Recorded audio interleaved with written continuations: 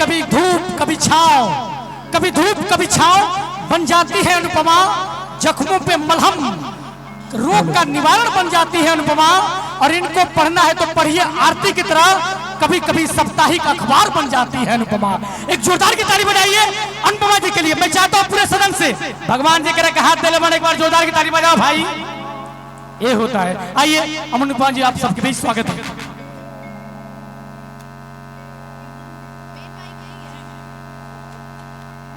Hello hello main mic है। Hello hello hello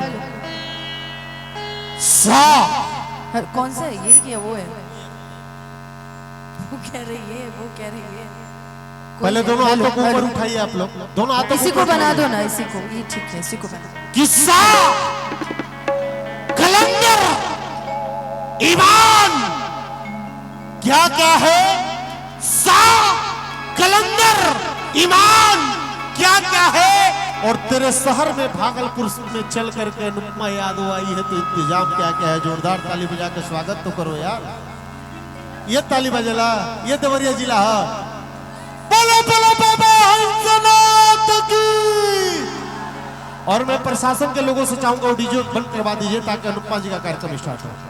और कोई बीच में बता दे। Hello hello hello. सबसे पहले आज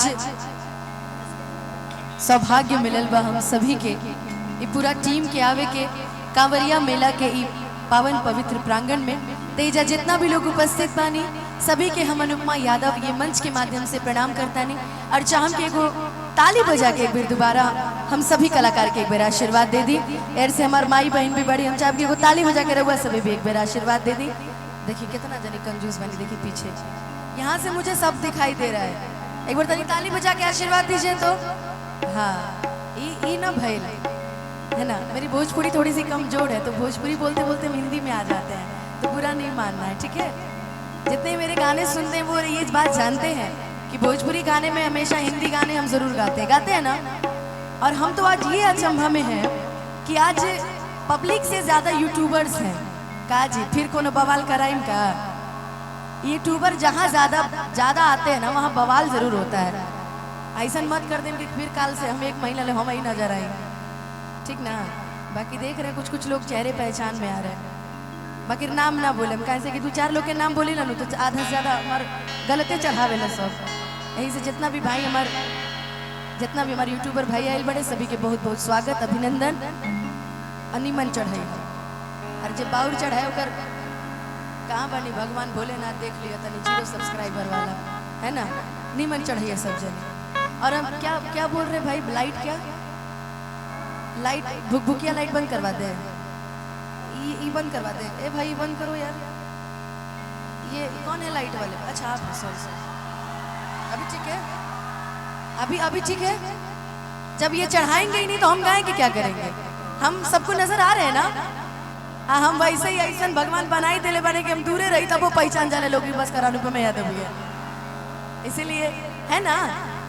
पहचान नहीं भूलनी चाहिए। जैसे आज चाट की दुकान पे इनके दोस्त मुझे पहचान गए, तो पहचान ऐसे ही बनाना चाहिए कि हम ना पहचाने लोग हमें जरूर पहचान जाए।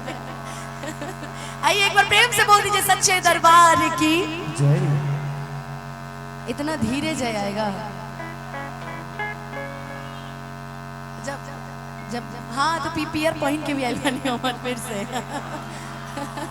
एक बार प्रेम से बोल दीजिए सच्चे दरबार की। वाह, चलिए सभी भक्ति में रंग जाइए, कोई पियर फराक आज नहीं होने वाला है ना, है? आज भक्ति चलेंगे, वो अगले मंच पे सुनाएंगे। अइला बारात करे या कि हमसे बात करे कि कच मारो तारुआ पियर फराक वाली। लेकिन अभी सावन का महीना चढ़ गया है, और सावन में अच्छा सावन में के लहसुन प्याज ना खाला, ये बताइए। ये हमको पता था, ये यूट्यूबर ना किसी में नहीं रहते हैं। हम 300 दिन ना खाने, हम 300 दिन ना खाने। तारा पे भरोसा नहीं किया हमारा। डीजे बिट्टू कहाँ है ना? ठीक, गुटखा उटका खाने लगे हो क्या जी? ना इन पर डेढ़ भरोसा भाई रे दादा। कि करीले सोमारी बचपने से मानिले मनोती अपना मने से कि करीले सोमारी बचपने से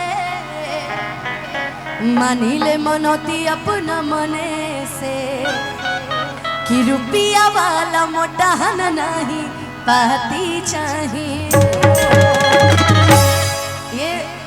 ये बस मैं अपने दिल की बात बता रही हूँ कि मुझे कौन चाहिए, तो बस ये मैं अपने दिल की बात बता रही हूँ। जगत भैया हम सभी को आज यहाँ बुलाए हैं, तो भाई उनके भी तो मन में होगा ना कि अनुपमा आ रही है, अब उम्र भी हो गया है, 1-2 साल बाद हमरो खातिर लड़का भैया ढूंढी है। प्रमोद परदेसी भैया पे तो विश्वास हमारा खत्म हो गया है। ये जब से वो मुस्कान को गिफ्ट दिए हैं तब से इन पर से हमको भरोसा खत्म हो गया है, किसी लायक नहीं है। लेकिन जगत भैया आपसे एक रिक्वेस्ट है ना, देवरिया वरिया का भी लड़का चलेगा, देखिएगा इधर देवरिया है जी, कि रुपया वाला मोटा नहीं पाती चाहिए, कि बोले भोजपुरी बोलिए खाटी चाहिए, दुल्हा दे हाथी चाहिए। एक बार प्रेम से बोल दीजिए सच्चे दरबार की जय। मगर हम शुरुआत करते हैं जिस भजन से, हम उसी भजन से शुरुआत करेंगे, है ना। तो आइए सबसे पहले उस माँ का नाम, उसके बाद चलेंगे झूमने।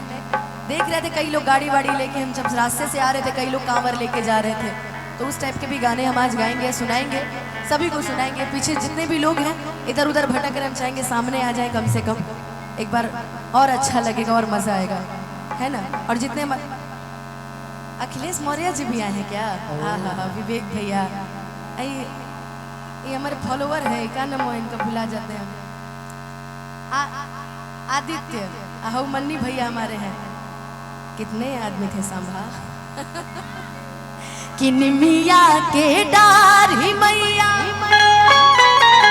हर डारेली झुलू हवा, कि झूल रे झूली ना, कि निमिया के डार ही मैया हर डारेली झुलू हवा, हो कि झूल रे झूली ना, हो कि झूल रे झूली ना। हम चाहेंगे मन्नी भाई आप वहाँ खड़े, मुझे अच्छा नहीं लग रहा है, आप वहाँ खड़े, पैर हमारे दर्द कर रहे हैं, है ना। हम चाहेंगे अखिलेश भाई और मन्नी भैया आप लोग मंच पे कम से कम आइए, मंच पे आइए। नागेंद्र भैया, हमारे मन्नी भैया और हमारे अखिलेश जी को मंच पे कम से कम बैठाया जाए। बड़े पुराने कलाकारों में से एक मन्नी भैया तो बहुत अच्छा सुर लहताल लगाते हैं, है ना। कि मैया मोरी गावेली बिटिया, हो कि झूल रे झूली ना, कि मैया मोरी गावेली बिटिया, हो कि झूल रे झूली ना।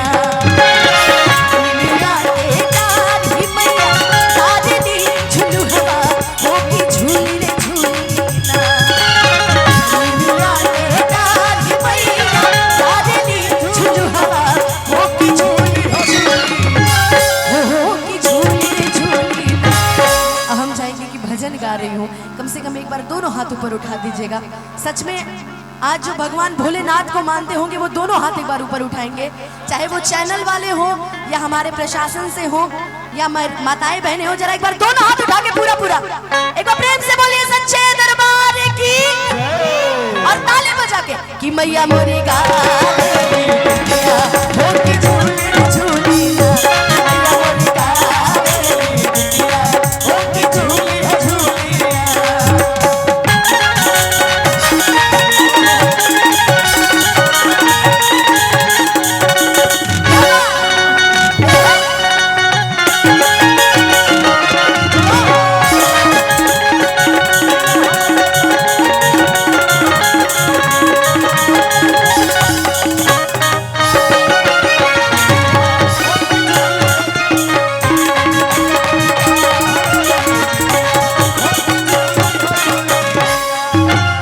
अच्छा, ये जो आज देखने को मिला ये बड़ा कम देखने को मिलता है, सही बात। और मैं आशीर्वाद पाकर के सच में धन्य हो गई हूँ।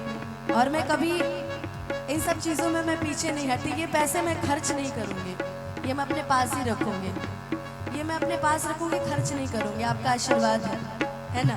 और जिंदगी रही तो फिर एक बार फिर मुलाकात होगी आपसे बहुत जल्दी, आपसे भी होगी, है ना। झूलते झूलात मैया के लागली पियसिया हो की चली रे दिहलीना झूलते झूलात मैया के लागली पियसिया हो की चली रे दिहलीना। यहाँ पे कई लोग ये पचरा सुने भी होंगे और गाते भी होंगे। तो एक बात बताइए कि जब माता रानी को प्यास लगती है तो माता रानी कहाँ जाती है? मालिक के घरे। तारा से पूछनी हो तू माताएं बहने हवा क्या मर देते नहीं कहाँ जाती है? तू माताएं बहने हवा कहाँ जाती है? बताओ बताओ बताओ बताओ। मालिन के पास। हाँ हाँ हाँ भगवान करे अगला साल तुम्हारा ब्याह हो जाए बहन। अरे शर्माना नहीं है, शादी तो सबकी होनी है। देखो विशाल को बेचारे 5 साल से अकेले बैठा है। इसकी भी होगी कभी ना कभी, घर द्वार बनवा ही लिया है, हैं? कि झूलते झूलात मैया के हज लागली पियसिया हो कि चली रे दिहलीना हो कि चली रे दिहलीना माला हो दिया दुआरिया मैया चली रे दिहलीना माला हो दिया दुआरिया मैया चली रे दिहलीना।